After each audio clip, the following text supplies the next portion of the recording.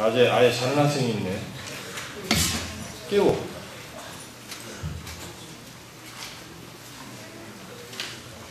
잠은 수업 끝나고 같이 자고. 명상이 잠자는 시간이 아니니까 이제 오늘 7번째인데 조금 익숙해질 때가 됐죠. 30분씩 하면 한 3시간 한 거니까 뭐 늦게 와서 못하는 학생들도 좀 있지만은 마음먹고 한번 명상을 제대로 해보자. 등을 떼봐야 의자에서 등을 떼봐. 바르게 앉되 등을 떼고 앉아봐. 등을 떼는 것은 내 몸을 내가 혼자 지탱하겠다는 뜻이고 어떤 것에도 의지하지 않겠다. 이런 것을 이제 몸으로 이제 나타내주는 그런 가장 좋은 자세니까 나중에 혼자서 명상하더라도 소파에 편하게 누워서는 명상이 잘 안 돼요. 쉬게 되고 자게 되지. 지금도 등을 떼고 허리를 바르게 펴고 허리를 펴면은 어깨가 뒤로 약간 벌어지게 되어 있습니다. 이게 부담이 안 되게 편하게 자세를 잡고 자 컴퓨터 보지 말고 책 보지 말고 나도 보지 말고 자, 눈을 천천히 감고 시작하겠습니다.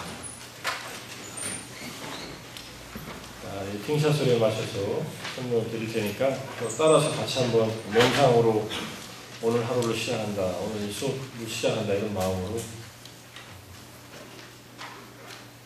시작합니다. 눈을 감고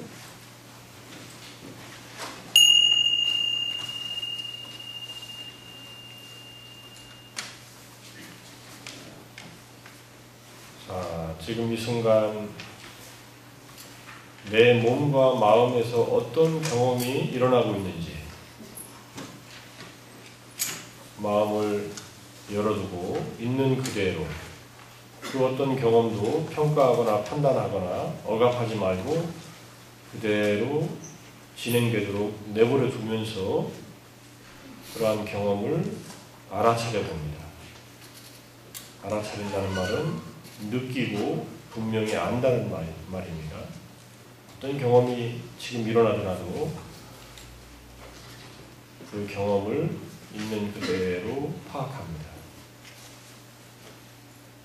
분석적으로 이 경험은 무슨 경험이다, 이거는 뭐다 이렇게 언어적으로 확인 안 해도 괜찮습니다.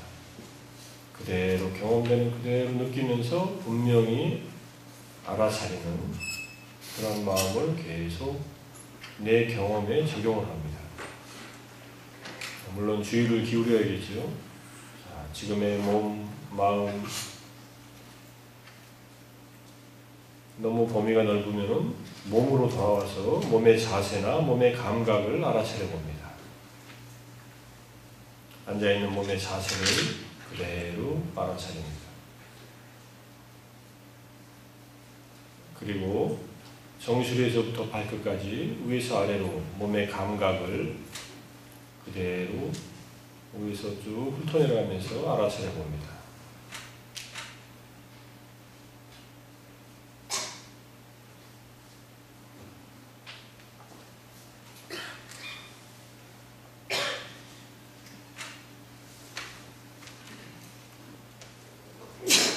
소리가 내 지각의 영역에서 분명히 나타나면은 듣고 있는 내 마음을 알아차립니다. 소리를 평가하지 말고 그럴 때는 들림 하고서 들리는 그 경험을 알아차려도 괜찮습니다. 그리고 소리가 더 이상 안 들리면 다시 몸으로 돌아가서 몸의 감각을 그대로 알아차려 봅니다.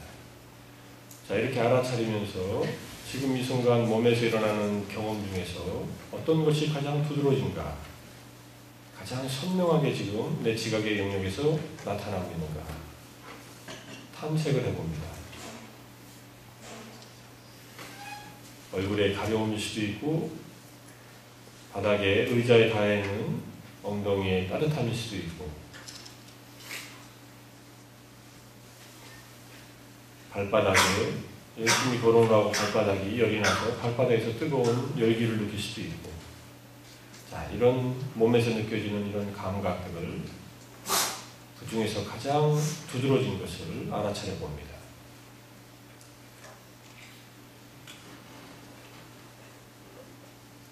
자, 별로 특별한 것이 없고 이제 더 이상 신경이 쓰이지 않는다면은 자연스럽게 들여마시고 내쉬는 호흡에 동반돼서 움직이는 복부에 주의를 기울여 봅니다. 숨을 들여마시면 배가 불러오고 숨을 내쉬면 배가 꺼집니다. 불렀다 꺼졌다 하는 배의 움직임에 주의를 기울여서 있는 그대로 알아차려 봅니다.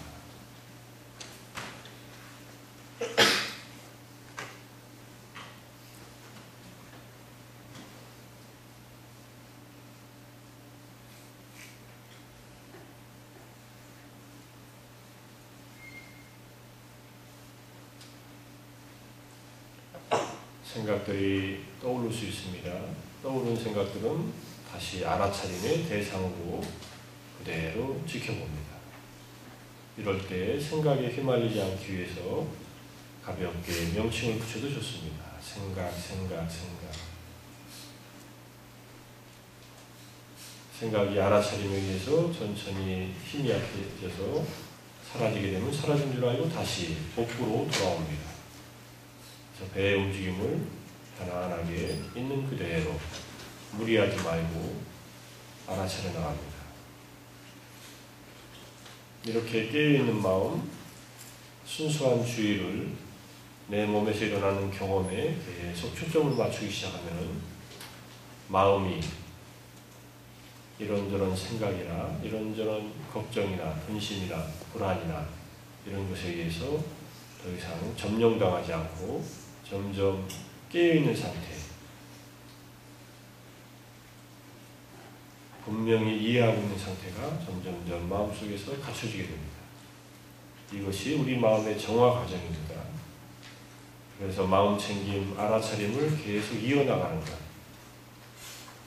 지금 현재 움직이는 복부를 있는 그대로 알아차려 나가면은 내 마음에서 일어나는 온갖 잡다한 것들이 일어나더라도 알아차려서 가라앉게 되고 또 일어나더라도 또 알아차리고 반응하지 않고 억압하지 않고 휘말리지 않으면서도 그 생각들을 바라볼 수 있는 힘이 생깁니다.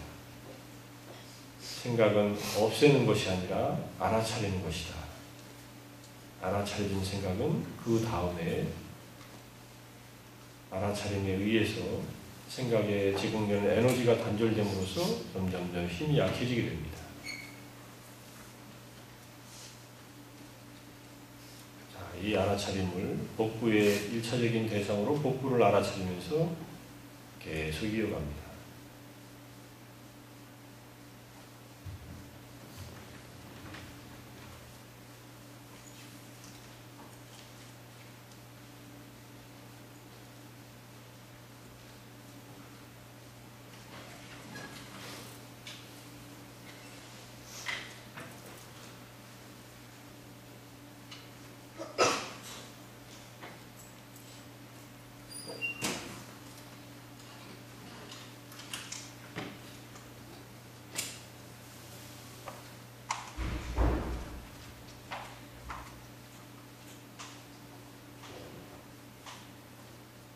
몸에서 일어나는 감각이나 마음에서 일어나는 느낌이나 정서 또는 생각 이런 것들이 일어날 때마다 복부의 움직임보다 더 선명하게 경험될 때마다 그대로 알아차립니다.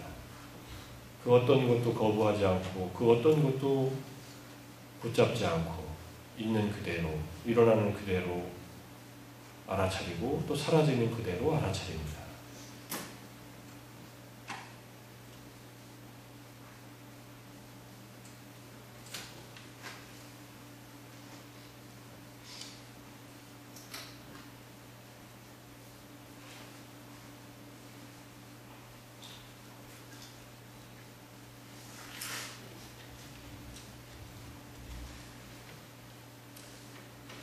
미세하게 일어나는 의지작용들이 있습니다. 이렇게 가만히 앉아있어도 우리는 내 몸에서 내 마음에서 일어나는 경험들에 대해서 반응을 하면서 뭔가 하고자 하는 의지가 일어납니다. 그 의지조차도 알아차림의 대상이다. 의지에 따라서 몸을 움직이거나 다른 반응을 보이지 말고 일어나는 의지를 마음의 한 현상으로서 그 의지를 있는 그대로 알아차려 봅니다. 지금 이 순간 여기에 온전히 존재하면서 온전히 현재의 경험에 순수한 주의를 기울여서 마음챙김, 알아차림을 계속 이어나가는 것. 우리가 연습해온 이 명상이 지금 이 순간순간에 내 마음의 정화에 도움이 된다는 것을 점점 경험할 수 있을 것입니다. 하지만 마음을 정화시키겠다는 그런 마음을 일으킬 필요는 없습니다. 그저 이 과정을 끊임없이 일어나는 그대로 현재의 경험을 알아차림을 이어가는 것, 마음챙김을 계속 연결시켜가는 것이 가장 중요한 현재의 작업입니다. 의식적으로, 의도적으로 해나가지만 알아차리는 순간은 알아차림만 있게 합니다.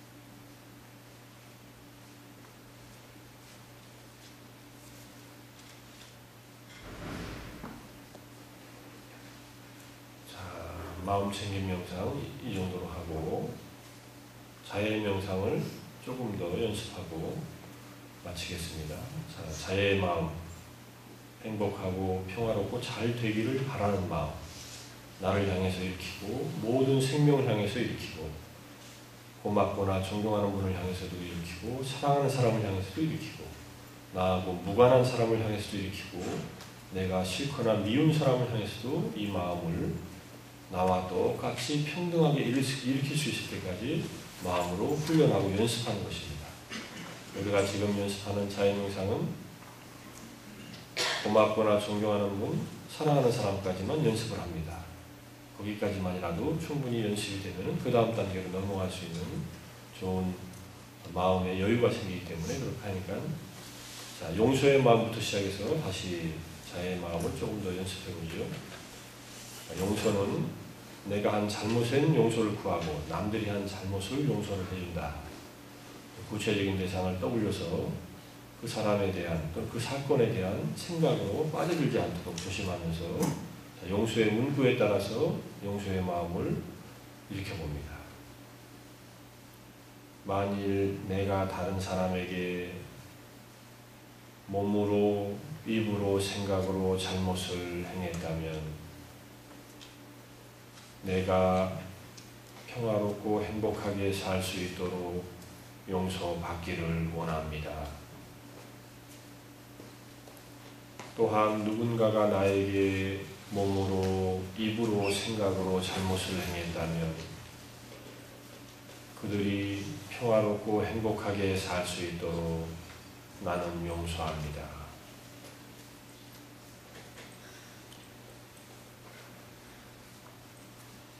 용서의 마음을 일으킨 다음에 자기 자신을 향해서 이 사랑하는 마음, 친절한 마음을 일으켜봅니다. 내가 나를 돌보고 나를 아끼고 내 자신에게 친절을 베푼다 이런 마음으로 자, 그러기 위해서 내 자신의 좋은 면, 내가 잘한 일, 내가 가지고 있는 장점, 행복했던 기억들, 열심히 살아온 점들을 잠깐 되돌아봅니다. 내 인생의 밝은 측면을 생각한 다음에 자, 이런 내가 나에게는 정말로 소중하고 사랑스러운 존재이구나. 이런 내가 행복하고 평화롭고 잘 됐으면 좋겠다 생각을 마음속으로 한 다음에 자, 문구를 다음과 같이 나를 향해서 일으켜봅니다. 내 자신이 행복하고 평화롭기를, 괴로움과 슬픔에서 벗어나기를, 내 자신이 진정으로 행복하고 평화롭기를 바랍니다.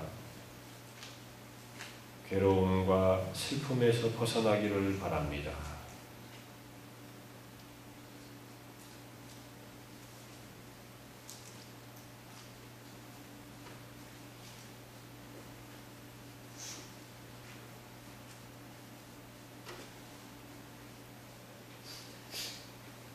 자신을 향한 자연 명상을 이제 본보기로 해서 온 우주에 존재하는 모든 생명들을 향해서 이 조건 없는 사랑의 마음, 친절한 마음을 내 가슴에서부터 펼쳐봅니다.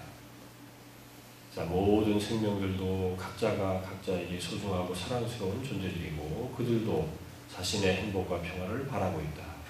마치 나처럼 생각한 다음에 자, 이제 주어를 모든 존재로 바꿔서 한계 없는, 조건 없는 이 사랑의 마음, 친절한 마음을 내 가슴에서 일으켜 보냅니다. 모든 존재들이 행복하고 평화롭기를, 괴로움과 슬픔에서 벗어나기를, 모든 존재들이 진정으로 행복하고 평화롭기를 바랍니다.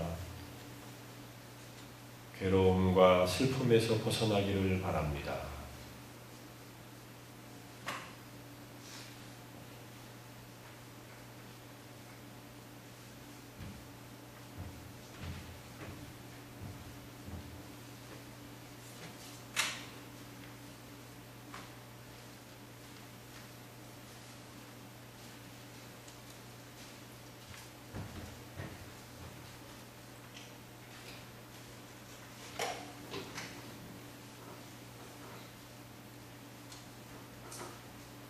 모든 생명들을 향한 이 조건 없는 사랑의 마음을 일으키는 것이 외부로 일으키는 것, 그런 작용을 하지만은 제일 먼저 이 사랑은 나를 먼저 보살피고 감싸는다는 것을 여러분들이 자주 연습해 보면 알 겁니다. 자, 그 다음에는 존경하는 분, 고마운 분, 은인 중에 한 사람이나 한 집단의 대상을 그룹으로 해서 생각해 봅니다.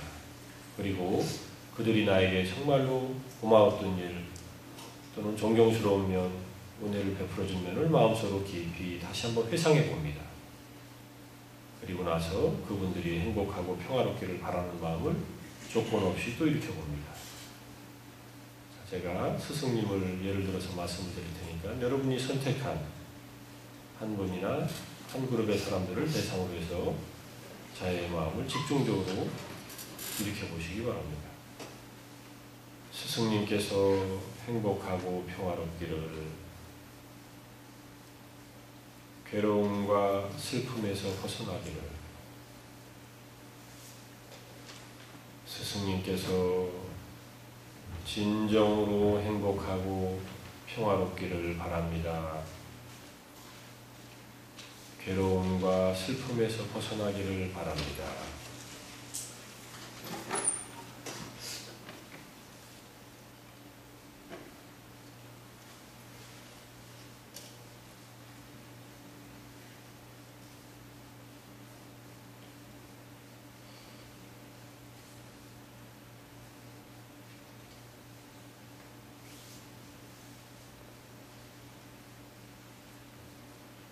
원래 5분에서 10분간 지속적으로 하지만 오늘은 여기까지 하고 그 다음에 사랑하는 사람들을 향해서 한번 일으켜보겠습니다. 사랑하는 가족, 친척, 친한 친구 중에 한 사람이나 한 집단의 우리를 생각해 봅니다. 그들과 내가 서로 아끼고 배려하고 서로 보살피던 그런 좋은 관계를 생각하면서 그 사랑하는 그분들이 정말로 행복하고 평화롭기를 바라는 마음을 내 가슴에서 일으켜 보내봅니다. 자, 내 가족을 주어로 해서 내가 말씀을 드릴 테니까 여러분들 각자가 선택한 대상을 향해서 집중적으로 자의 마음을 일으켜 보십시오. 내 가족이 행복하고 평화롭기를, 괴로움과 슬픔에서 벗어나기를, 내 가족이 진정으로 행복하고 평화롭기를 바랍니다. 괴로움과 슬픔에서 벗어나기를 바랍니다.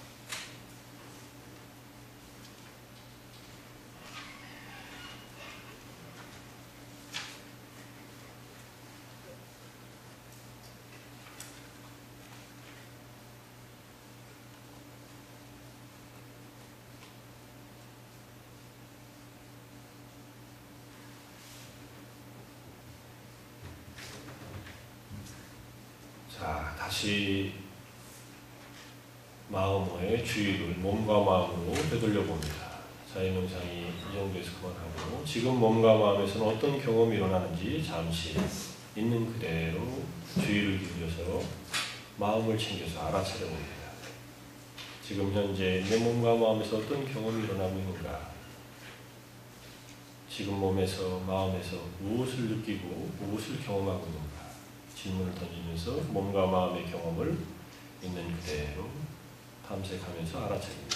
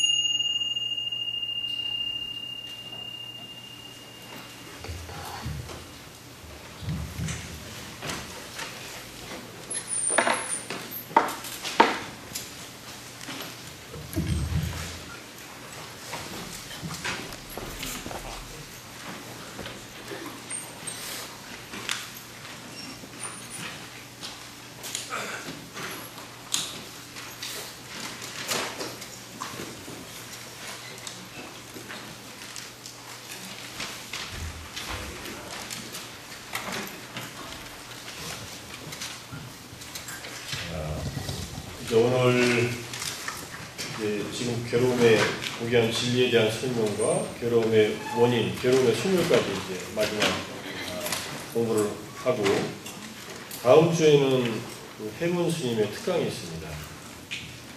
해문 스님이라고 문화재 제자리 찾기 운동 열심히 하고 계시는 조계종의 젊은 스님이 계신데 다음 주에 오셔가지고 특강을 하니까 아마 역사적인 맥락에서 우리에게 잘못 인식되어 있는 역사의 한 부분을 스님께서 얘기해 주실 거예요.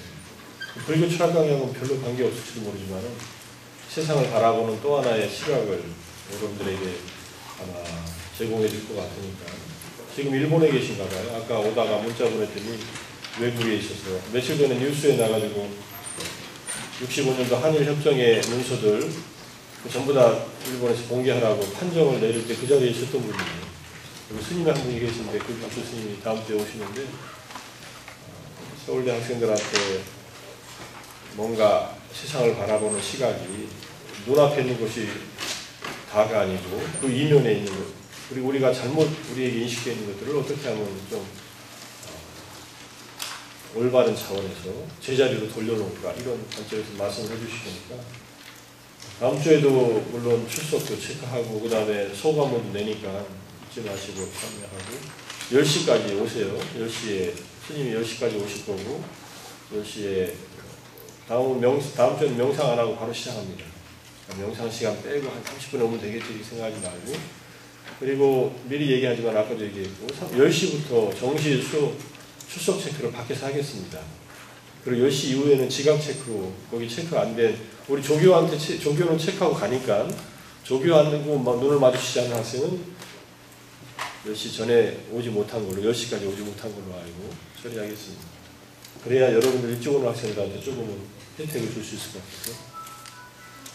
자, 지난주에 우리가 괴로움의 고귀한 진리에 대해서 얘기를 했어요. 근데 여러분들 어려웠죠? 오온에 대해서 지금 감이 와요? 오온이 무엇이다? 근데 우리가 명상을 제대로 하고 있었다면 오온을 관찰하는 것이라는 것을 알 수 있습니다. 이름은 오온이라고 안 했지만 여러분들 몸의 자세를 알아차렸죠? 몸의 감각을 알아차렸죠? 몸의 자세, 몸에서 일어나는 경험들은 육체의 색에 해당합니다. 육체, 물질. 그 다음에 감각과 느낌은 수에 해당해요. 여러분들이 보통은 무덤덤한 감각들이나 무덤덤한 느낌들이 많아서 감각이 무엇인지 잘 모를 수는 있지만은 느낌, 몸에서 일어나는 바딜리 센세이션, 멘탈 필링 이 두 가지가 수입니다. 느낌, 감각. 그 다음에 여러분들이 생각들이 일어나죠. 판단들이 일어나죠. 머릿속에서 끊임없이 이렇다 저렇다 하는 경험들이 마음속에서 계속 일어나죠. 내 얘기 들으면서도 일어나고 명상하면 떠오르는 이미지들이 있고 관념들이 있죠. 그게 상이에요. 눈으로 봤을 때도 생기고 귀로 들을 때도 생기고 가만히 있고 아무것도 안 하려고 해도 떠오르는 생각들, 개념으로 떠오르거나 이미지로 떠오르는 것들이 상입니다. 상. 모양 상자 밑에 마음 심자 쓴. 그래서 우리가 이미 갖고 있는 어떤 선이해라고 하죠. 이미 갖고 있는 선입견이라고 해도 좋고, 우리가 이미 세상에 대해서 누구에 대해서 뭐에 대해서 알고 있는 것으로 지금 경험하는 것들을 판단하는 것, 이것을 상이라고 합니다. 인식이라고도 하고, 그 다음에 행은 의지작용, 의도작용이 주된 것이고 주의를 기울이는 것이 행 중에 하나예요. 제가 여러분한테 여러분 복부의 움직임에 주의를 기울여 보세요. 이거는 마음으로 해야 되는 작업이죠. 주의를 기울이는 것. 이거를 거기에서는 마나시카라라고 얘기하는데 이것이 행 중에 하나고, 그 다음에 계속 의지작용이 일어납니다. 마음. 그래서 여러분들이 지금도 끊임없이 의지작용이 일어나요. 잘 보세요. 지금 내 얘기 안 듣고 딴짓하는 학생도 의지작용으로 그걸 하고 있고, 자는 학생들은 거의 의지작용을 포기하고 자는 거니까, 피곤해서 자는 것은 의지작용이 별로 작동하지 않지만은 깨어있는 동안에는 늘 의지작용이 뭔가를, 이거를 철학적으로 말하면 지향성이라고 할 수도 있습니다. 일종의 뭔가를 향해서 뭔가 마음이 계속 의지적인 활동을 합니다. 그러다가 마음이 끌리는 것을 더 보기도 하고, 들리는 것은 굉장히 수동적으로 들리지만 선택적으로 들으려고 하고, 뭔가를 그런 의지작용을 일으켜요. 지금 열심히 스마트폰 보면서 카톡을 하는지 뭐 하는지 몰라도 그것도 의지작용이에요. 그런 것들이 오온의 네 번째 행입니다. 그 다음에 다섯 번째는 식이에요. 이제 아는 일을 해요. 마음이 뭔가를 압니다. 대상은. 대상 지향성, 아까 말한 지향성도 이 의식, 우리의 마음의 작용이에요. 여러분들이 지금 내 말소리를 들으면서 알죠? 알미 일어나죠? 그죠? 여러 가지 암들이 계속 우리의 눈, 귀, 코, 혀, 몸, 마음에서 일어나는 그것들이 대상들을 접하면서 계속 알미 일어나요. 상과 이 식은 조금 다릅니다. 상은 식이 일어난 다음에 일어나요. 안 다음에 판단을 합니다. 그리고 판단하는 것을 다시 알아요, 우리는. 서로 상호 조건적으로 되어 있어요. 그래서 마음은 왕이고 수상행이라는 신안을 거느리고 있다. 이렇게 봅니다. 마음이 없으면 느끼지도 못합니다. 그죠? 여러분들 마음이 정신 나가거나 아니면 기절하거나 그러면 느끼지 못하죠. 혼수 상태에 빠지면은 통증 같은 거 느낄 수 있을지 몰라도 거의 못 느낍니다. 마음이 작동하지 않아서. 마음이 아니면은 표면적으로 작동하는 마음이 가라앉아서. 그래서 마음은 모든 것을 총괄하지만은 마음이 하는 기능은 아는 기능. 수는 감각하고 느끼는 기능. 상은 판단하고 인식하는 기능. 인식하는 것도 아는 것 중에 일종이죠. 그 다음에 행은 의지하고 주의를 기울이는 그런 기능들을 말해요. 마음의 기능들. 그래서 마음은 단일한 사건이 아니라 이렇게 복잡다단한 여러 가지 기능들로 구성되어 있는 그러한 것들이다. 그것이 오온의 구성물이에요. 근데 문제는 오온이 아니라 오온에 대해서 나라고 집착하는 마음을 우리는 바닥에 깔고 있습니다. 여러분 몸이 여러분이라고 생각하고 살죠? 이거 내 몸 아니면 누구 몸이에요? 이렇게 생각해요? 여러분의 느낌, 감각, 여러분의 느낌, 감각이라고 생각하죠? 이건 나의 감각이다. 나의 느낌이다. 또는 여러분의 판단도 마찬가지. 이건 내 판단이다. 내 판단이 옳다, 네 판단이 옳다 따질 때도 그렇죠. 의지는 더욱더 그렇고 아는 것도 그렇습니다. 거기에 나가 들어가 있어요. 나의 몸, 나의 감각, 느낌, 나의 인식, 판단, 나의 의지, 나의 암. 근데 거기서 나라는 것을 떼놓고 생각하면은 어떨까 이렇게 보는 거예요. 그래서 오치온에서 집착하는 것을 떼놓으면은 오온만 남아있다.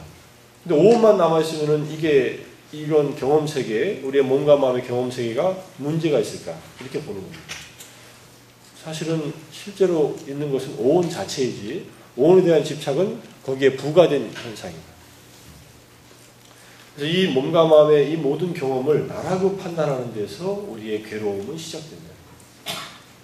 그러니까 괴로움은 근본 뿌리에 박혀 있어요. 우리의 존재 자체에.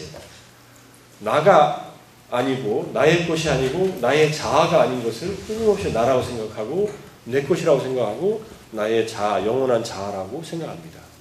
이것이 오온에 대한 집착이다. 이렇게 봅니다. 그 집착이 있는 한은 괴롭다, 불편하다, 불안정하다. 왜냐하면 나라고 생각한 이 몸과 감각과 판단, 인식과 의지와 마음의 아는 작용이 전부 다 변하고 있기 때문에 한순간도 머물러 있지 않기 때문에 끊임없이 조건에 의해서 생겨났다가 사라지기 때문에 이게 불안정한 상태에 계속 놓여 있는 거예요. 그것을 나라고 하든 나라고 하지 않든 변하고 있는데 나라고 집착하면은 그 변화가 힘든 거예요. 좋은 것은 변화하고 싶지 않고 좋지 않은 것은 물리치고 싶어하는 마음이 계속 일어납니다. 그래서 이 오온에 대한 이 집착, 자아로서의 집착, 영원한 자아라고 생각하는 그 집착, 그것이 내려앉으면은 이게 불교의 마지막 경지입니다. 오온에서 집착을 내려놓으면은 그것을 아라한이라고 해요. 나중에 이제 완전한 성자를 얘기할 때 그렇게 보면은 별로 어려운 것 같지 않지요. 아, 이 몸 내가 나라고 집착 안 하면 되는구나. 이 감각 느낌 나라고 집착 안 하면 되는구나. 아, 이 판단하는 거 그냥 판단이라고 보고 나라고 안 하면 되는구나. 이렇게 생각을 해요. 근데 생각으로는 어느 정도 이해는 할 수 있어도 실제로 몸에서 어떤 감각이 일어나거나 몸이 어떤 상태에 처했을 때 우리는 자아의 의식이 너무 뿌리박혀 있기 때문에 거기에서 벗어나지 못하고 있는 상태입니다.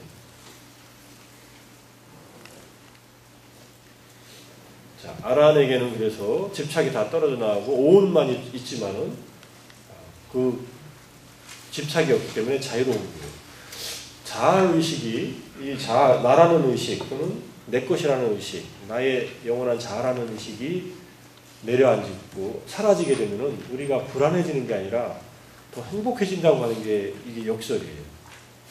그래서 자아를 강화하는 쪽으로 사느냐, 자아를 초월하는 쪽으로 사느냐, 또는 이 끊임없이 변하고 불안정한 이 자아에 대한 집착을 내려놓느냐, 이 양쪽 차원이 조금 달라져요. 그렇죠?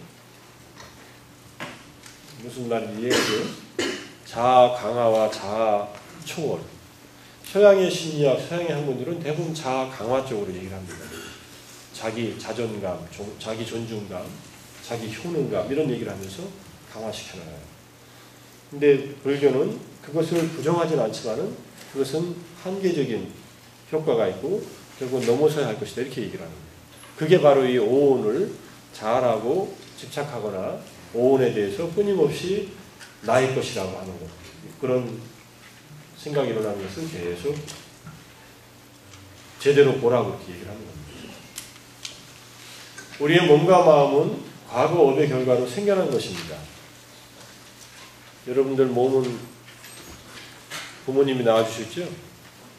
근데 만약에 요즘에 이제 발달한 점점점 가능해지겠지만 체세포 분열에 의해서 내 몸의 체세포의 핵을 떼서 어떤 여인의 난자의 핵을 빼내고 거기다 핵을 주입해가지고 이게 수정란 역할을 해요. 수정란이 되는 거예요. 그럼 그 체세포는 그냥 수정된 수정란으로서 자가 분열을 합니다. 그래가지고 만약 그게 한 개체가 됐어요. 나랑 닮았는데 아주 어린 나하고 일란성 쌍둥이인데 나이 차이는 50년 차이가 나는 일란성 쌍둥이가 새로 만들어지는 거라고. 그렇게 이해하면 된다 그러더라고요. 그럼 그 존재는 부모가 누구예요? 난자 제공자하고 내 몸의 체세포가 부모예요? 어떻게 생각해요? 좀 헷갈리겠죠.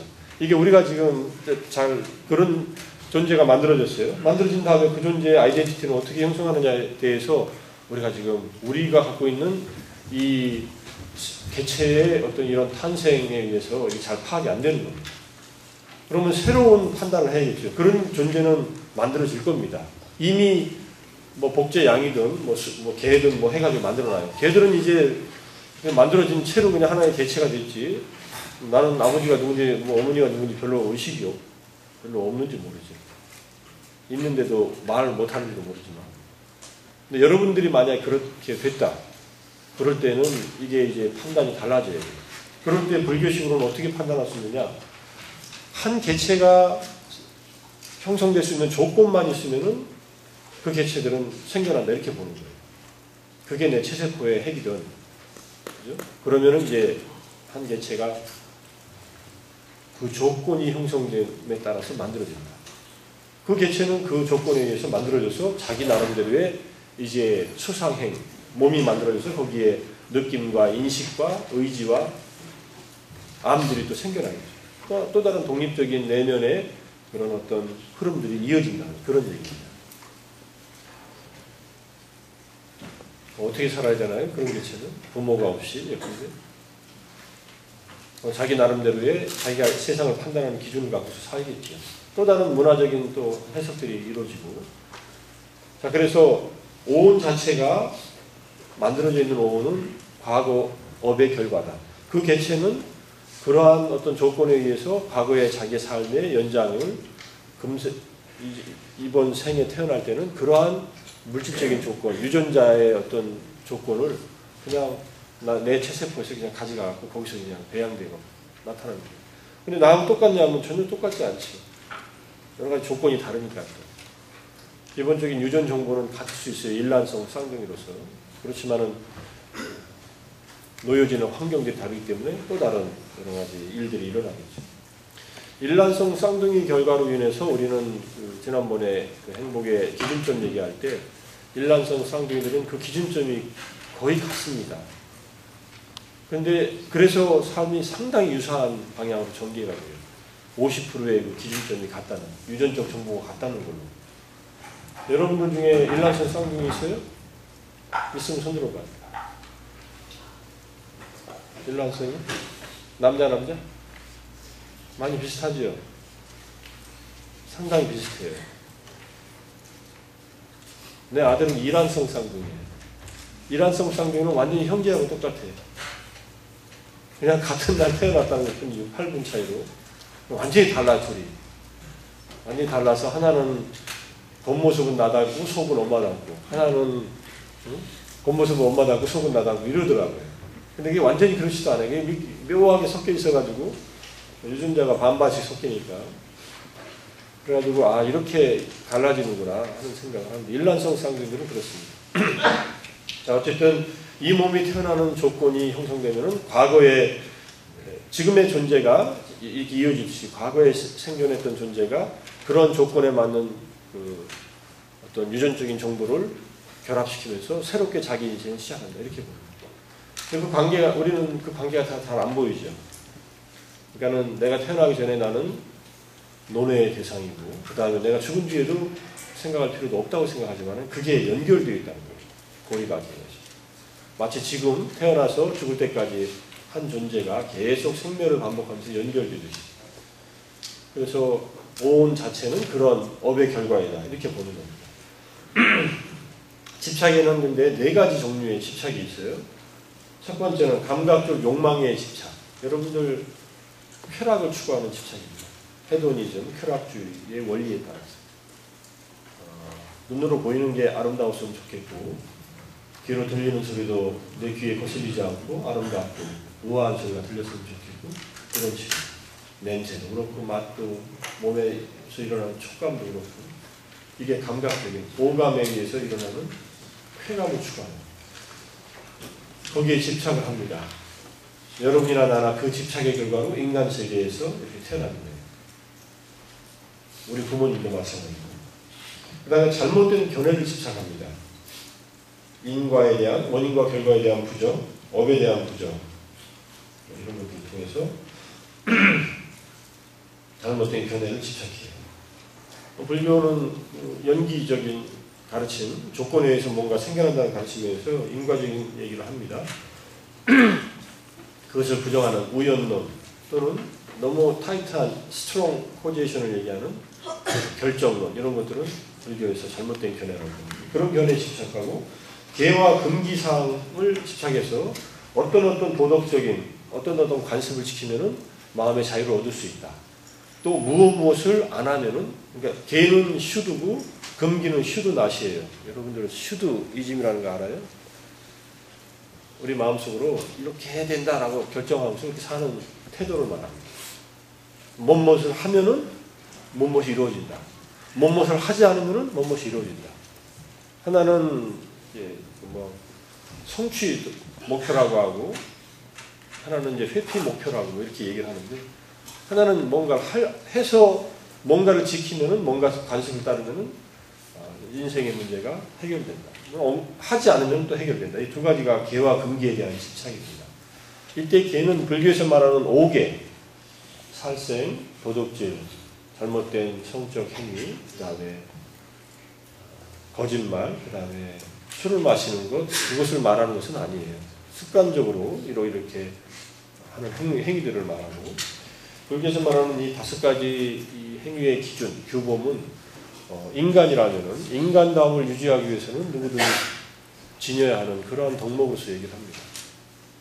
여러분이 인간임을 유지하고 싶으면, 인간의 품위를 지키고 싶으면, 인간으로 계속 남아있고 싶으면은, 그래서 이거는 선택의 여지가 있는 것이 아니에요, 사실. 그래서 항상 지켜야 되는 계 해가지고 상계라고 해요.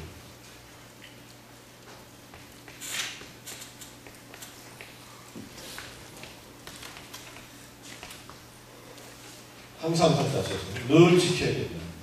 불교는 계에 대해서 뭐 도덕적 규범에 대해서 제가자들한테 특히 일반인들한테 강하게 강요하지는 않는데 자인학교처럼 그래도 이걸 늘 반복해서 가르쳐줍니다.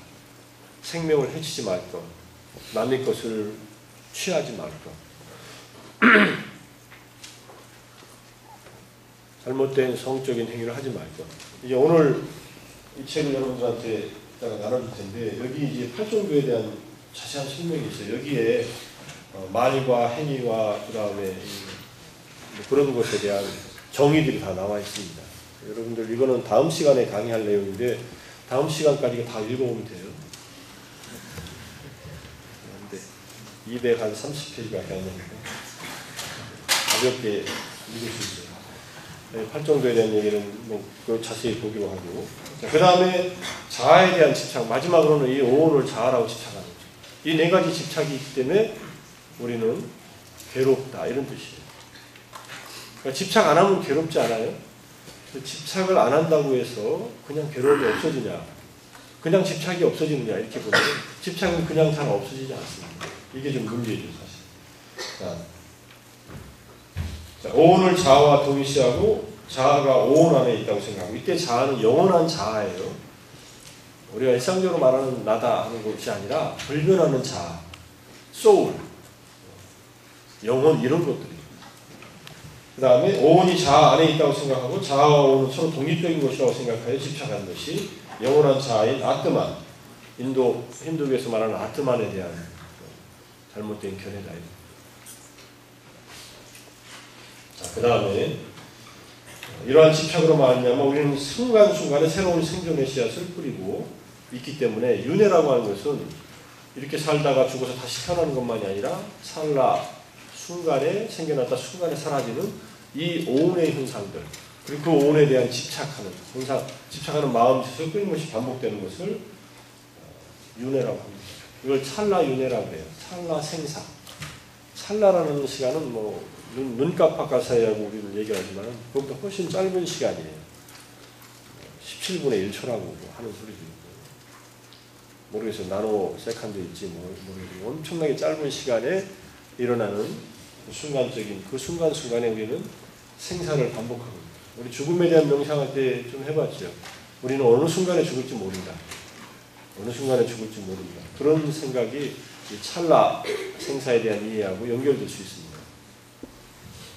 그래서 집착을 끊기 위해서는 집착의 조건이 되는 가래를 끊어야 돼요. 집착이 일어날 때는 가래가 있습니다. 3가지 가래. 그건 이제 좀 이따 배울 거니까. 자, 이제 지금부터 설명하는 이 괴로움을 또 다른 각도에서 괴로움을 이해하는 거예요. 괴로움을 오온이 생로병사가 괴로움이다. 그 다음에 구하는 것을 얻지 못하는 것이 괴로움. 구부듣고, 그 다음에 사랑하는 대상과 헤어져야만 하는 괴로움, 헤어질 때의 괴로움, 애별이고, 미운 대상과 만나는 괴로움, 원증회고가 있고, 오온에 대해서 잘못 생각한 집착의 괴로움, 오온을 자아라고 잘못 집착한 데서 오는 괴로움이 있는데, 이 괴로움을 다른 각도에서 보면은 고고, 괴고, 행고의 차원에서 볼 수 있다. 자, 고고란 무엇이냐? 두카라 그래요. 고가, 앞에 있는 고는 우리의 육체적인 고통을 말해요. 육체적인 고통의 괴로움, 이런 뜻입니다. 이거는 우리가 피할 수 없습니다. 그죠? 몸이 태어날 때 괴롭고, 늙을 때 괴롭고, 병들 때 괴롭고, 죽을 때 괴롭다. 죽을 때는 괴롭지 않을 수도 있어요. 아라한이 되면. 죽음 자체가 괴로움으로 경험되지 않습니다. 근데 보통 사람들은 죽고 싶어 하지 않는 그런 마음 때문에 죽음이 괴롭지. 자, 그런 괴로움이 고고고, 그 다음 괴고는 사랑하는 사람과 헤어지는 거, 이거 분명히 괴로움이죠. 계속 불교 철학을 계속 듣고 싶은데 3시간밖에 못 듣는 거, 이런 것도 괴로움일 수도 있고, 아니면 빨리 끝났으면 좋겠는데 이렇게 오늘은 또 이렇게 20분이나 늦게까지 해. 이러면 그거 원중 해고가 될 수도 있어요. 이 수업 시간이. 그럴 때도 괴로움이죠. 그런 괴로움이 괴고입니다. 그런 내용들이 쭉 써 있어요. 그 다음에 행고라는 것은 조건에 의해서 생겨났기 때문에 불안정한 것이 괴로움이다. 이건 오온 자체가 괴로움이다. 또는 오온에 대한 집착이 괴로움이다라는 말과 연결됩니다. 그러니까 불안정하다, 안정되어 있지 못하다는 차원에서 괴로움이라는 것을 말하면은 우리는 이 괴로움에서 벗어나 있는 순간이 한순간도 없습니다. 이런 것은 즐거움도 괴로움이고 쾌락도 괴로움이고 이렇게 되는 거예요. 행고의 차원에서 그런데 굉장히 염세적인 태도 같죠? 염세적인 게 아니라 사실이 그렇다는 거예요. 실제 사실이. 근데 그렇게 느껴지지 않죠. 당장 꿀이 입안에 들어오면 당장 달콤하고 좋잖아요. 이건 왜 달아서 자꾸 먹고 싶을까요? 초콜릿도 그렇고. 초콜릿은 단 게 아니에요. 카카오는 달지 않습니다. 거기에 집어넣은 설탕이 달지. 그죠? 요즘에 블랙 초콜릿 같은 거 먹으면 안 달아요. 75% 정도 먹으면 거의 한약 수준이에요. 몸에는 너무 좋지요. 카카오는 설탕은 몸에 나빠요. 그래서 단초고. 근데 요즘에 나도 밤에 이렇게 앉아있다 보면은 아이들 주려고 사는 초콜릿을 내가 먹고 있어요. 이거 안 되겠다 하면서도 있으면은 배가 고프면 당장 초콜릿 손이 가서 스니커즈 미니 폰 사이즈를 먹고 있어요. 어쨌든 우리가 그런 단 것을 먹으면서 느껴지는 그러한 즐거움도 이 행고의 차원에서 보면은 불안정한 것이다, 이렇게 봅니다. 그렇다고 먹으면서 기쁜데 야, 이것도 행고야, 이것도 괴로움이야, 이렇게 생각할 필요는 없어요. 근데 원리적으로 느껴보면은 그러한 모든 경험들이 조건 지어져서 일어나기 때문에 불안정하다, 이런 얘기입니다. 그게 행고의 차원입니다. 그 조건 지어지는 모든 것은 내려놔야 될 것이지 집착할 것이 아니다. 이게 어려운 거예요. 나에게 행복을 주는 어떤 경험들도 내려놔야 된다. 내려놓는다고 해서 안 할 수는 없습니다. 여러분들 먹지 않으면 안 되죠. 입지 않으면 안 되죠. 마시지 않으면 안 돼요. 하라는 얘기예요. 그렇지만은 그런 경험들이 나에게 주는 것에 행복감에는 한계가 있다. 그래서 욕망의 원리를 통해서 행복을 추구하는 것은 한계가 있다는 것을 잘 알고서 고만한 한계 내에서 너무 집착하지 않고 하면 된다는 거예요. 생존 욕구가 근데 채워져야 돼요. 여러분들이 기본적으로 여러분의 몸의 항상성을 유지하기 위해서 에너지 섭취를 안 한다. 그러면은 생명이 위험해져요. 그러면 행복도가 그 위에 더 위에 자아실현의 행복 같은 것은 불가능해집니다. 메슬로우의 욕구의 5단계설 또는 7단계설에서 말하는 생존의 욕구, 안전의 욕구, 소속과 그 다음에 사랑의 욕구, 이런 욕구들이 기본적으로 채워져야 돼요. 그런 다음에 그 위에 인지적인 욕구나 심미적인 욕구나 자아실현의 욕구들이 그 위에 올라가야 이게 가능하다는 그런 얘기가 어느 정도 이해될 수 있습니다. 그런데 밑에 있는 욕구만 가지고 행복을 찾으려고 하면은 너무나 뻔한 일이기 때문에 금방 적응되고 습관화되고 그렇다는 얘기예요. 근데 여기서는 더 근원적인 차원 얘기해요. 그 욕구, 모든 욕구의 근본적인 그 조건이 다 한계가 있기 때문에 그것이 다 채워진다 하더라도 불안정하다, 이런 얘기입니다. 그게 행고의 차원이에요. 근데 행고는 조금 어렵죠. 행고를 정말로 이해하는 순간은 어떤 순간이냐면 더 이상 행이 일어나지 않는 경험을 할 때. 이게 어떤 경험이겠어요? 열반의 경험을 할 때, 행이 딱 끊어지는 경험을 하는 순간에 야, 이것 아닌 모든 것은 이게 불안정한 상태이고 불편한 상태였구나. 이게 성자들이 돼서 비로소 이해하는 단계입니다. 그래서 우리의 일상적인 판단이나 경험들은 수행을 하면은 한 단계 위에서 보면은 그것이 한계가 있다는 것이 보이고, 또 한 단계 올라오면 그 밑에 단계가 한계가 있는 것이 보이고, 점점점 올라가다가 마지막 깨달음의 단계 가면 그 밑에 단계들은 전부 그만한 한계가 있다라는 것이 보인다고 이렇게 얘기를 합니다. 자, 그래서 행구와 삼법인을 다시 한번 연결시키면 이렇게 되는 거예요. 조건에 의해서 생겨난 모든 것은 불안정하다, 괴로움이다. 그죠?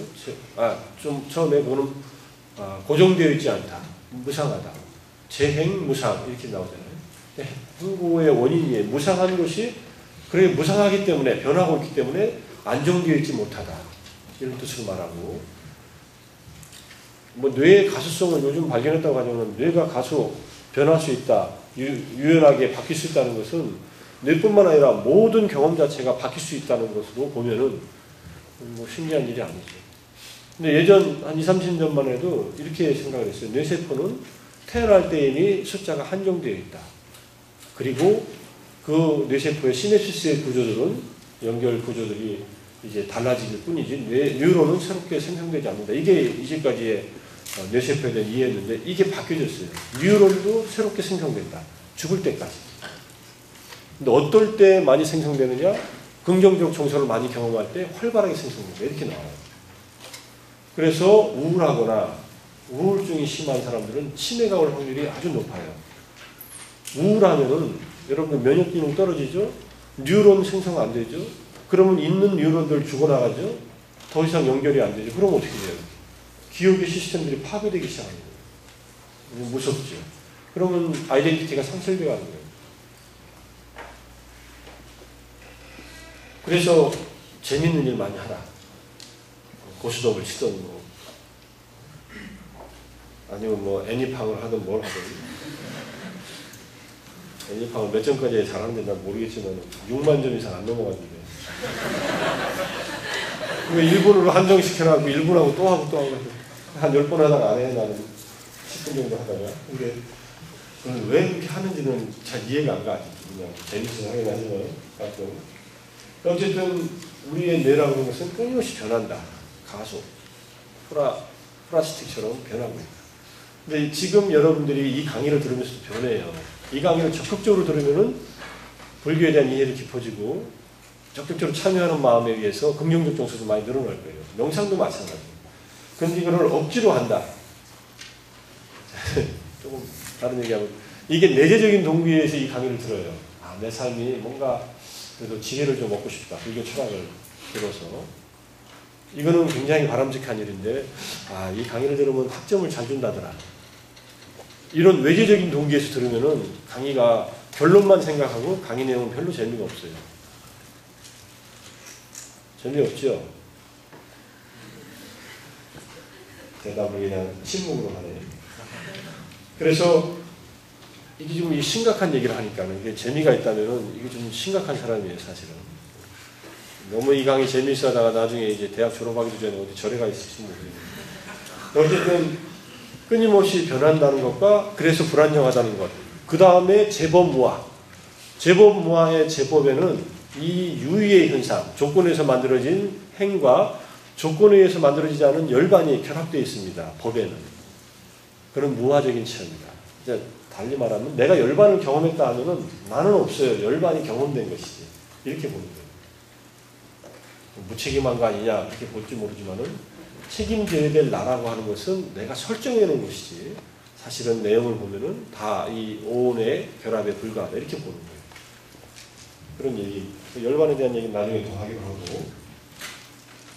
자, 그래서 무상고 무아에 대해서 과거, 현재, 미래의 것이거나 밖에 있거나 안에 있거나 미세하거나 크거나 작거나 뭐 눈에 보이거나 보이지 않거나 긴 것이거나 짧은 것이거나 여러 가지 종류의 오온이 있을 거 아니에요? 인간에게만 한정된 것이 아니라 모기처럼 조그만 것도 있고 하루살이처럼 그런 것도 있고 하루 살면서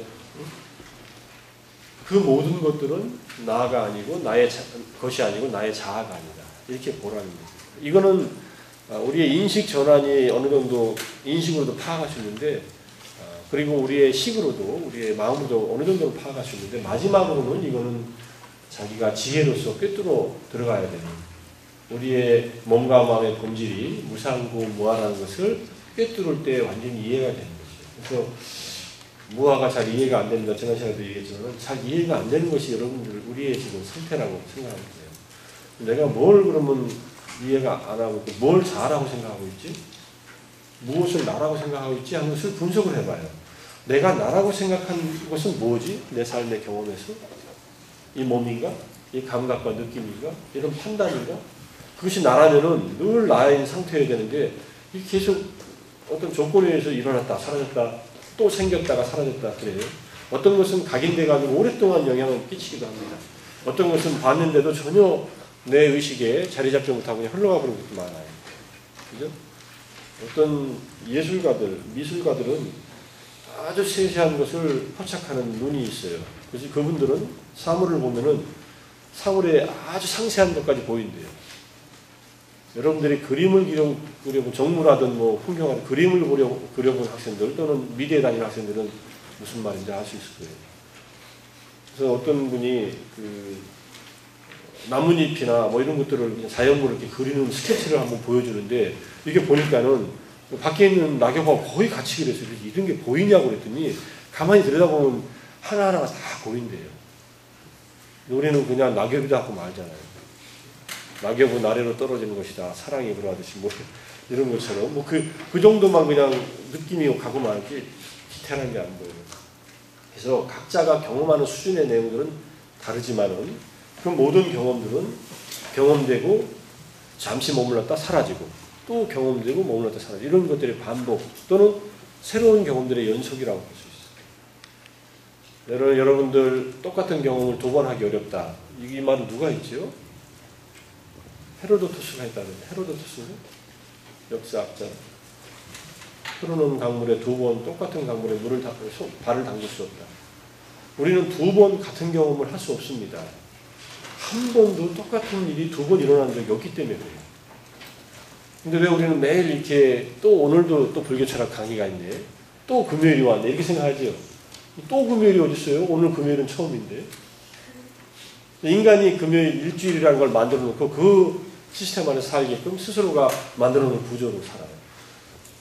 일주일 구조로 살고, 한 달 구조로 살고, 1년 구조로 살아요. 뭐 1년이라고 하는 시간은 나름대로 의미가 있죠. 지구의 자전과 공전하고 관계가 되어 있으니까. 하루는 자전과 관계 있고, 1년은 공전과 관계가 되어 있으니까 태양의 주기에 따라서. 그렇게 그냥 시간을 임의로 정해놓은 거예요. 그렇게 정해놓고 세상을 보고, 보는 각도에서, 보이는 각도에서만 세상이 파악되고 있습니다. 그게 나의 오원이고, 내가 구성해놓은 이 몸과 마음의 전체. 몸도 내가 구성하고, 마음도 내가 구성한다. 근데 몸은 상당히 외부에 의존적이에요. 많은 부분은 마음도 의존적입니다.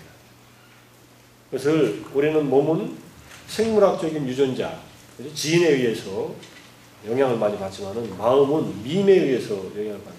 밈이라는 개념 들어봤어요? 밈, 문화적 유전자라 그래요. 여러분들이 지금 내 강의를 들으면서 뭔가 불교에 대해서 이해가 생기죠? 불교라는 문화가 여러분들의 인식 체계 안으로 이렇게 전해지고 있는 거예요. 이게 문화적 유전자의 전달 방식입니다. 언어를 사용해서 또는 예술 작품을 사용해서 음악 작품을 사용해서 이런 걸 통해서. 우리가 그런 유전자들이 상당히 많은 양의 정보들이 우리한테 흡수가 되고 있어요. 그리고 나에게 필요한 것들은 남아있고, 내가 감명을 받고 내가 도움을 받은 것들은 안에서 축적이 돼서 또 다음 세대, 다른 사람에게 전해줘요. 야, 불교철학 괜찮더라. 그러면 그걸 듣고서 이제 마음이 또 움직이는 학생이 또 다음 학기에 수강 신청을 하고, 그러다가 안 괜찮네 하고서 중간에 드롭도 하고, 여러 가지 일들이 일어나요. 각자가 선택하는. 그게 문화적으로 전해지는. 이 내용들은 다 그렇게 문화적 유전자의 한 형태로서 전해지고 있다고 볼 수 있죠. 불교 문화, 부처님의 깨달음에서부터 시작하는 그것입니다. 그런 것들은 끊임없이 구성됐다 사라지는 것들일 뿐이다. 이렇게 보고 이해하면 돼요. 그래서 무아에 대한 얘기는 영원 불변하는 실체라는 개념은 서양 철학에서는 substance라고 합니다. substance. 서브는 바닥이죠. 서브웨이 하면은 지하에 다니는 길이잖아요. 서브는 바닥에 있는 표면에 드러나지 않는 기저에 있는 이런 뜻이고, 스탄스는 놓여 있다. 스탠드라는 뜻이에요. 기저에 놓여 있는 것. 이건 바뀌지 않는 것이라는 그런 의미가 있어요. 그걸 실체라고 합니다. 실체. 실제는 리얼리티라고 그래요. 리얼하다. 현실, 실제. 실체로 보는 것은 불변하는 것이 있다고 보는 거예요. 플라톤은 이데아가 실체라고 보고, 다른 사람들은 현상의 이 물질들이, 요즘의 자연과학은 에너지 불변의 법칙에 의해서 물질과 에너지는 서로 호환하지만은 변하지 않는다. 바뀔 뿐이다. 없어지지 않는다. 변하지 않는다. 사라지는 것이 아니라 형태만 바뀔 뿐이다. 이렇게 보는데, 그런 실체, 에너지 실체관을 갖고 있습니다. 자, 그런데 여기서는 자아가 실체적으로 존재한다는 것을 부정하는 것을 무아설이라고 합니다. 그래서 무아라고 해서 여기 서 있는 김재성이가 없는 게 아니에요. 이렇게 말하는 이 목소리가 없는 게 아니에요. 여러분들이 보고 있는 여러분들의 시각 기능과 시각에 의해서 파악되는 여러분들의 눈으로 인해서 생겨나는 이 마음의 어떤 그런 알의 작용들이 없는 게 아닙니다. 그런 것들은 있어요. 있는데 무상하게, 그 다음에 불안정하게 있다. 그 다음에 그러기 때문에 고정된 실체로서 있는 것이 아니다가 무아설의 핵심 내용입니다. 그러니까 내가 부정된 게 아니라 나라고 잘못 생각된 실체적인 나가 부정된 것이다. 이렇게 봅니다. 그러니까 이제까지 있던 나가 없어진 게 아니에요. 무아설은. 본래 그런 나는 없다라고 이해를 해야 된다. 근데 이걸 잘못 이해하면은 허무주의에 빠져요. 그래서 이 얘기는 부처님 굉장히 조심해서 하셨다. 이런 얘기가 나옵니다. 이제까지 나가 있다고 생각하는 사람한테 나가 없다라고 주장하면은, 이제는 살 가치가 없구나. 가치관을 자아에 두고서 있는데, 자아의 경험 속에서 이 몸에다 두고 사는 사람들한테 딱 그런 경험을 하면 살 가치가 없는 거예요. 얼굴이 아름다운 것이 자기 아이덴티티의 가장 큰 부분이었는데 얼굴에 화상을 입었어요. 회복이 거의 원상태대로 돌아가기 어려워요. 그럼 어떻게 해요? 그냥 우울에 빠져있다가 자살해요? 얼굴 없으면 사람이 없나요? 사람들이 보여지는 내 모습은 달라질 수 있어도 그렇지 않다는 거죠. 부처님 당시 때 이런 끔찍한 일이 일어난 적이 있습니다. 어떤 아름다운 여인이 출가를 했어요. 출가를 하니까 너무 아름다우니까 비구니 스님이 자꾸 스님들이라고 유혹을 안 받는 게 아니에요. 유혹을 받으니까 나중에 자기 얼굴을 인두로 찢어요. 이 얼굴 때문에 그렇다고 그러는 얼굴을 찢어버려요. 그러니까 사람들이 껍데기가 이제 흉해졌으니까 이제 안 찾죠. 그러니까 수행하기 좋죠. 사람들이 안 찾아오니까. 그래서 마음을 이제 완전히 정화시켜서 이제 성자가 되는 그런 단계의 일들도 일어납니다. 근데 우리는 그렇지 않죠. 남들이 나를 좀 봐줬으면 하는 생각에서 남들에서 보여지는 내가 이게 중요하다고 생각해서 계속 거기에 이제 초점을 맞춰서 사는 경향이 있습니다. 자, 내 몸이든 내 마음이든 모든 것은 고정되어 있지 않다. 그래서 안정되어 있지 않고 나라는 것은 없다. 고정불변된 실체로서의 자아는 없다. 이미 생물학적으로는 무아설이 판정이 났습니다. 인간은 한 생명을 유지하는 생명철수 인간은 이게 닫혀있는 체계가 아니다. 근데 물리학적으로도 마찬가지죠. 물리학적으로 어떤 물질들이 지 혼자 존재해요. 지 혼자 존재하는데 지구가 태양에 끌려가지고 빙빙 돌아요. 달은 또 지구에 끌려가지고 빙빙 지구주위를 돌고 있어요. 그게 만류인력의 법칙이에요. 물질과 물질이 서로 당기는 힘이잖아요. 뉴턴의 제1법칙이에요. 우리도 마찬가지. 그 영향을 벗어나지 못해요. 그러니까 우리가 땅에 붙어 사는 거예요. 이게 만류인력의 법칙의 결과로 나는 땅에서 이렇게 중력의 법칙에 지배를 받으니까. 내 몸을 구성하고 있는 이 요소들은 이 지구의 영향을 받는 거예요. 중력의 영향. 이걸 벗어나려면 대기권 밖으로 나가서 37km까지 올라가도 떨어지대. 그래서 우리가 안 올라가고 내 몸으로 그렇게 우리는 영향을 받고 삽니다. 자, 그래서 어쨌든 이 무화설의 핵심 내용은 모든 것은 조건에 의해서 결합되어 있는 일시적인 현상들일 뿐이기 때문에 우리의 몸도 그렇고 마음도 그렇고 고정된 실체를 인정할 수 없다 이런 입장이니까. 그런데 무엇이 남아있냐면은 몸과 마음의 경험 세계들이 남아있다 이렇게 보는 거예요. 그건 남아있습니다. 그거를 나라고 생각해도 괜찮아요. 사실 나라고 생각하는 게 아직 무화설이 완전히 깨닫기 전에는 그게 더 건전한 일일 수 있습니다. 그러니까 너무 신경 쓰지 말고 그래 이렇게 공부하는 게 나야 라고 일단 생각을 계속 해도 괜찮아요. 그런데 그 나가 정말 나을까? 라고 그 질문을 던져볼 필요가 있습니다. 이것이 여러분들이 던지는 철학적 질문이에요. 이제까지 생각해왔던 내가 또는 내 인생의 가치가 내 인생의 목표가 이게 정말로 의미가 무엇일까? 또는 내가 알고 있다는 것이 이게 정말 참일까? 버트란트 러셀이 철학의 문제라는 책의 맨 앞에 보면 그게 나옵니다. 내가 지금 내 서재에 앉아서 글을 쓰고 있는데 내 책상 위에 책상의 색깔이 갈색으로 보인다는 거예요. 대부분 책상은 이런 갈색이니까. 근데 이게 정말 갈색일까? 이런 질문을 해요. 근데 갈색인데 잘 봐요. 햇빛이 비치는 곳의 갈색과 빛이 비치지 않는 곳의 갈색은 다릅니다. 그죠? 빛의 반사가 안 되는 곳과 빛이 직접 반사되는 곳이 달라요. 그럼 어떤 갈색이 진짜 갈색일까? 어떤 갈색이 진짜 책상의 색깔일까? 이렇게 질문을 던지면서 시작해요. 이 말은 무슨 말이냐면 나에게 지금 보이는 것이 저게 진짜 저것일까라고 하는 의문을 던지는 거예요. 이게 철학적인 질문이죠, 사실은. 그걸 자기한테로 돌리면 돼요. 내 이 몸이 진짜 나일까? 이 감각과 느낌이 이게 진짜 나일까? 이게 진짜 나라면 왜 이렇게 되어 있을까? 이걸 자꾸 물어보는 거예요, 자기한테. 근데 그걸 나일까 하고 물어보는 그런 물음에 던지는 방식이 있고 그냥 있는 그대로 봐보자. 그러면은 내가 나라고 생각했던 것들이 이제 하나하나 양파 껍질이 벗겨져서 없어지듯이 하나하나 떨어져 나간다. 이렇게 보는 거예요. 그런데 속에 뭐가 있느냐라고 끝까지 파고 들어갔더니 속에도 없더라. 이렇게 보는 거예요. 그게 무아예요. 그런데 양파는 있어요. 양파에 속이 없다고 양파가 아닌가요? 양파죠? 바나나, 파초예요. 파초 속에 뭐 나무에 심이 있는 줄 알고 벗겨냈더니 아무것도 없어요. 파초는 껍데기만 있어요. 바나나 잎은 껍데기밖에 없잖아요. 그 가운데 이제 있는 것은 그 껍데기들이 많이 뭉쳐져서 이렇게 마치 뭔가 줄기가 있는 것처럼 보는 거예요. 이 몸과 마음도 그렇게 되어 있다는 거예요. 그러니 조금 괴롭더라도 그래 이 괴로움도 조건에서 생겨난 것이지. 근데 나는 왜 괴로울까? 내 이 괴로움은 어디서 왔을까라고 돌이켜볼 수 있는 여유가 생기는 거예요. 이 괴로움도 변하는 것이라는데 이 괴로움도 불안정한 것인데 이 괴로움에는 나라고 할 만한 것이 없는데 라고 보기 시작하면은 눈이 다른 방향으로 열려요. 이제까지 세상을 보던 방식과는 다른 방식으로 내가 육체의 눈으로 보는 것이 아니라 붓다가 깨달은 그 깨달음의 눈으로 붓다가 깨달은 그 깨달음의 유전자로 세상이 보이기 시작하는 거예요. 조금씩. 근데 여러분들이 마음 챙김 명상, 윗바사나 명상, 우리가 지금 수업 시간마다 조금씩 하는 것을 본격적으로 하면은 그게 좀 빨리 보여요. 정확하게 보이고. 본격적으로 뭘 하란 말입니까?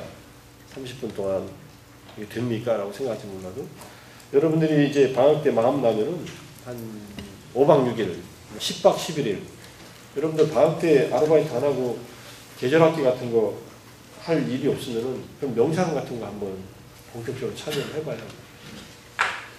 한국에서는 여러분들이 참여해서 무료로 할 수 있는 명상이 고엔카 명상이라는 게 있어요.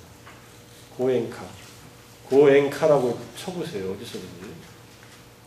그러면은 아니면은 내 명상의 집 자의 카페 왼쪽에다가 쭉 추천할 만한 카페 그 웹사이트가 소개되어 있는 것도 있는지 모르겠네요. 윗바사나 수행 가이드라고 하는 카페에 들어와도 있고 거기는 10박 11일을 돈을 안 받고 해요. 반가운 일이죠. 근데 후불제예요. 다 끝나놓고 네가 낼 마음 있으면 내라 이거예요. 근데 돈이 없어서 못 내겠습니다 하면은 뭐라고 안 그래요. 그럼 나중에 그럼 내가 신세를 졌다는 생각이 들면 뭘 하면 되냐면 그 다음에 수행하는 사람들이 수행할 때 가서 도와주면 돼요. 밥도 하고 국도 끓이고 날라다 주고.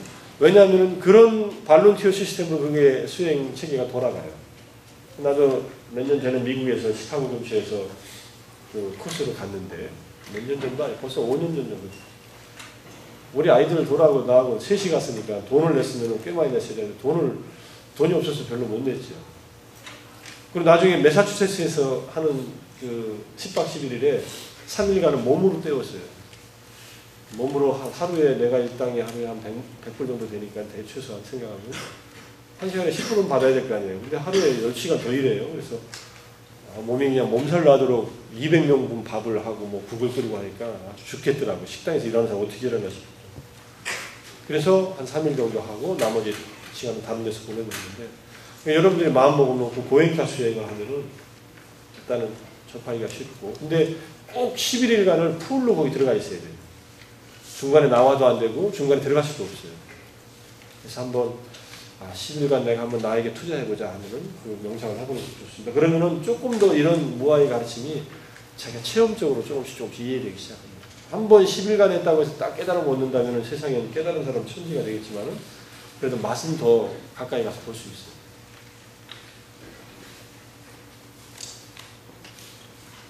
끊임없이 자라고 생각한 이 영혼은 나라고 하는 환상, 어떤 잘못된 관념에 사로잡혀서 보는 것일 뿐이다. 이런 얘기입니다.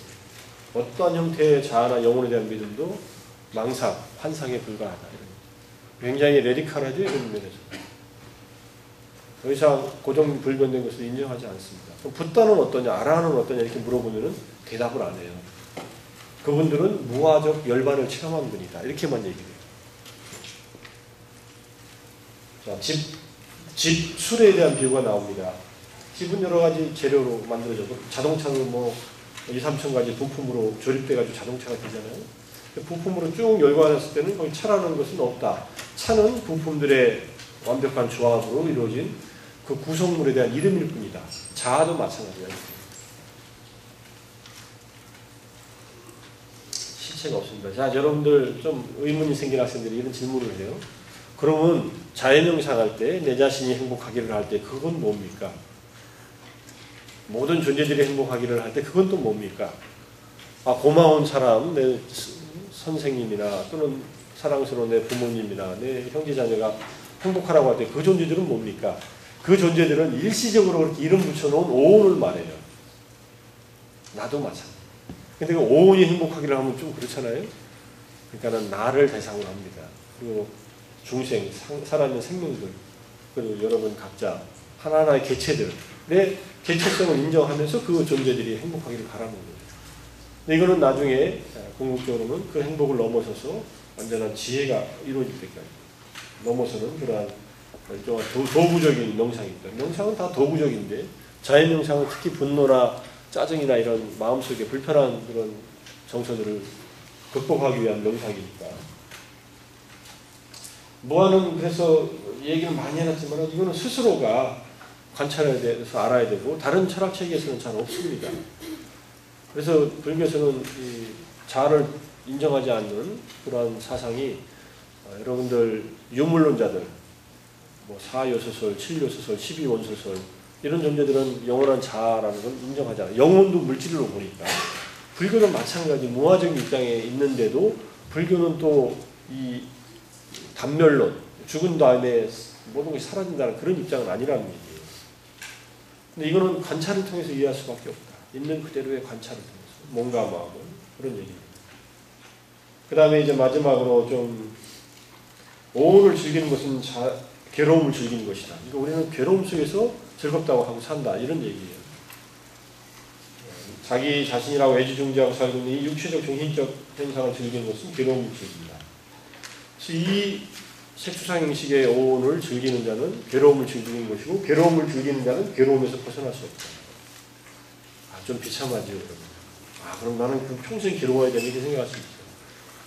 근데 사실은 평생 괴로운 거예요.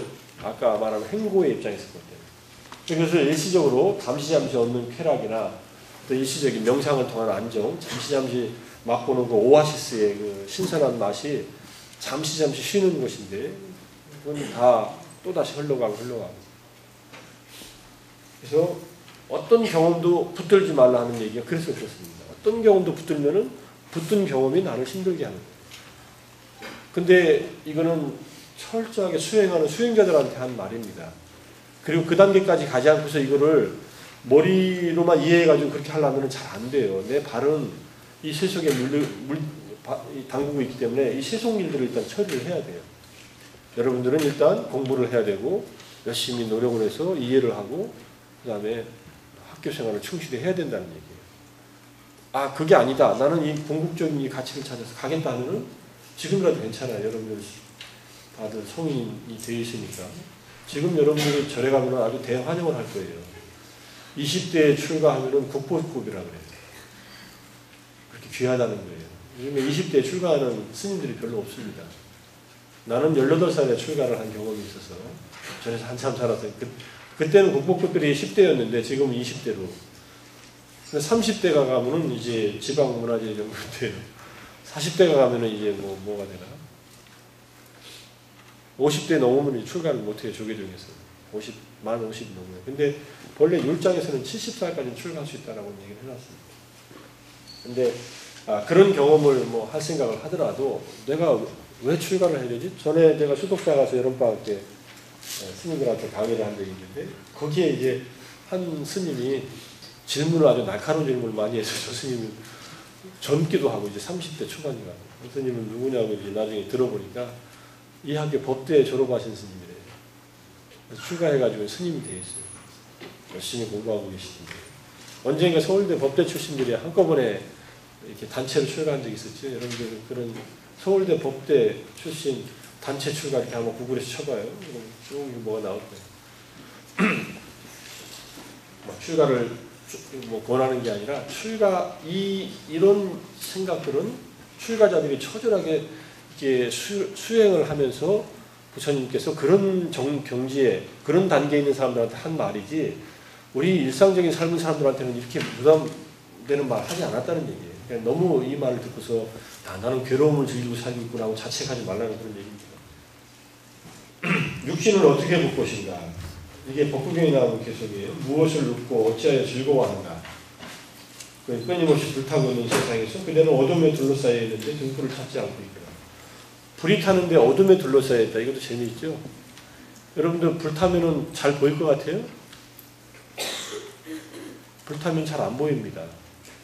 연기에 가려서 안 보여요.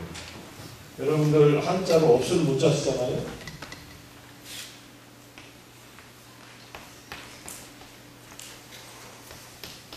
없을 문자가 없다는 뜻인가요?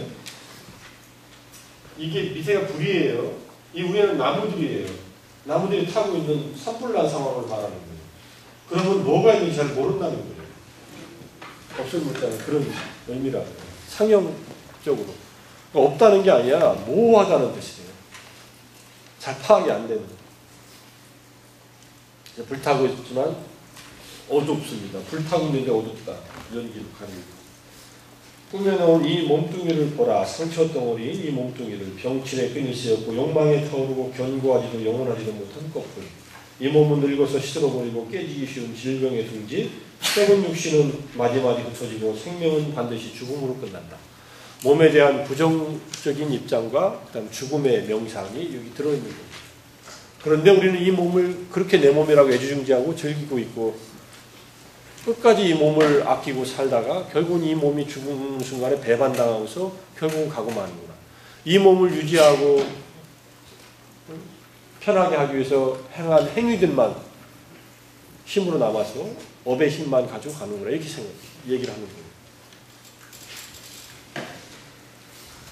그래서 육신을 어떻게 하냐? 육신 이거 뭐 어떻게 처리해야 되냐 하면 육신은 상처로 봐라.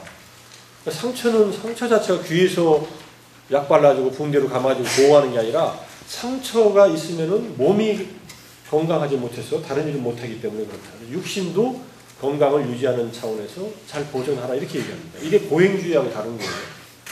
육신을 학대하지 말라.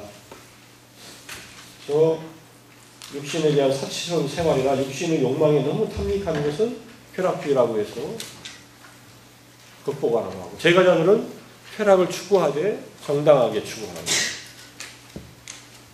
자기의 한계를 쾌락의 한계를 잘 알고 추구하고 필요한 만큼을 해야죠.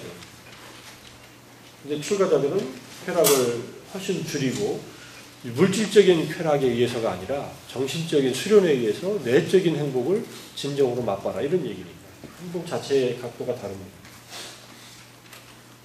그래서 이런 것들을 이해하는 지금 이때가 끊임없이 이런 오온에 대한 무지에 의해서 오온에 대한 집착에 의해서 괴로움을 겪고 윤회를 생사를 거듭해오지 않았느냐. 그래서 죽어서 묘지를 가득 채워오지 않았느냐. 네가 윤회하면서 흘린 피가 저 사해에 저 바다의 강물보다 더 많다 이렇게 얘기해요. 네가 윤회하면서 참수당에서 흘린 피가 그렇게 많다. 내 몸에서 피를 뽑으면 이거 몇 리터 나와요? 쭉 빼면 몇 리터 나오나? 내가 몸무게가 한 피만 뽑으면 한 50리터, 50kg 정도 나올래나? 모르겠네. 수분이 뭐 3분의 1을 하더라도 그게 다 피는 아니잖아요. 여러 다른 체액도 있으니까. 그 흘린 피가 그렇게 많다는 얘기예요. 그렇게 윤회를 해왔다. 그런데 지금 이 순간에 이런 내 얘기를 듣고 여러 가지 조건주의적인 현상에 대해서 싫어하는 생각을 일으키면은 탐욕을 버리기에 적당한 때이고 괴로움에서 벗어나 해탈을 얻기에 적당한 때가 아니냐라고 준비된 제자들한테 한 말입니다. 이 말도 이제 적당한 때다. 자 이제 수업 끝나고 다들 이제 경치도 좋은 산으로 가자 이게 아니니까 적당한 때라는 것은 이런 것을 이해한 때가 우리가 괴로움에서 벗어나려고 노력하는 괴로움이라고 하는 것을 충분히 인식하고 바닥을 치고 거기서부터 다시 일어나라 이런 얘기예요. 근데 괴로움에 대한 충분한 인식이 없으면은 인생 살만한데 뭐 자꾸 괴롭다 그럽니까? 굉장히 비관주의네요. 불교는 이렇게 이해합니다. 자 여기까지 하고 한 5분 쉬겠습니다. 뒤에 이제 괴로움을 바르게 이해해야 된다. 무엇이 나의 괴로움인가 하는 것을 바르게 이해할 때 괴로움을 원인을 찾게 되고 괴로움을 해결하는 길까지 찾게 된다. 그런 얘기가 마지막 강의에서 하고 있으니까 여기까지 하고 일단은 괴로움에 대한 설명 마치고 한 5분 쉬었다가 뒤 얘기를 할게요.